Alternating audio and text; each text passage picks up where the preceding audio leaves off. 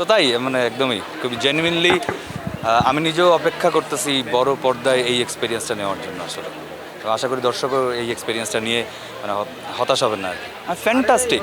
কারণ কি একটা ছবি দেশে তো মানুষ দেখবেই, দেশের বাইরেও প্রচুর মানুষ দেখতেছে, অলরেডি দেখে ফেলছে অনেকে মানুষ।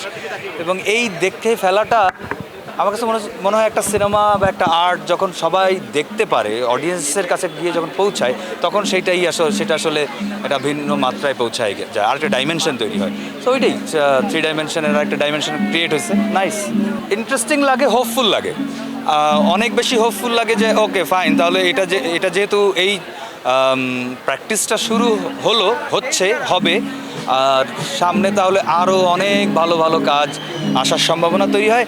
ইন্ডাস্ট্রি সবাই মিলে একটা বড় গ্রোথে গিয়ে পৌঁছানোর সম্ভাবনা থাকে আর কি। তাহলে প্রথমেই তারা মানে আমার পরিবারের থেকে প্রথমটা বলি, আমার ফ্যামিলির ম্যাক্সিমাম মানুষের আমাকে চিনতে কষ্ট হয়েছে আর কি, এই অবস্থা বানাইছিস, এরকম একটা ব্যাপার ছিল আর কি।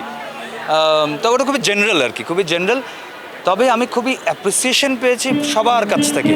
এই কাজটার যে ডেপথ, আমার মনে হয় ডেপথটা সবার কাছে অলরেডি এক ধরনের টাচ করে ফেলছে আসলে। সো ওইটা আমাকে হোপফুল করতেছে। আর পুরো ছবিটা চ্যালেঞ্জিং ছিল। পুরো ছবিতে আমার পুরো যে যাপনটাই, পুরো জীবনযাপনটাই আসলে খুবই চ্যালেঞ্জিং ছিল।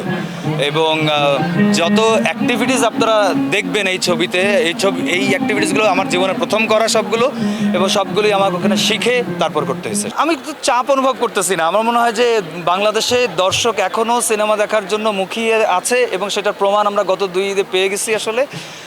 তো এইবারও আমার মনে হয় যে দর্শক দারুণভাবে সিনেমা দেখবে, সিনেমা এনজয় করবে তারা আসলে। আমাদের দেশের মানুষ সিনেমা এনজয় করে অলওয়েজ, এবং বিশেষ করে বাংলাদেশের সিনেমা, বাংলাদেশি অনুভূতির সিনেমা, বাংলাদেশি ভিজুয়ালের সিনেমা, গল্পের সিনেমা, এবং এই ধরনের, এবং অবশ্যই মেজবাহুর রহমান সুমনের সিনেমা তো নিশ্চয়ই মুখিয়ে আছে, সবাই দেখবে অবশ্যই।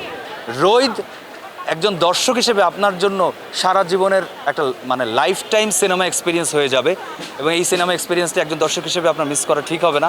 আসুন সিনেমা হলে, এবং এই সিনেমা এক্সপিরিয়েন্সটা আপনি নিয়ে অন্যদের কাছে পৌঁছে দেন।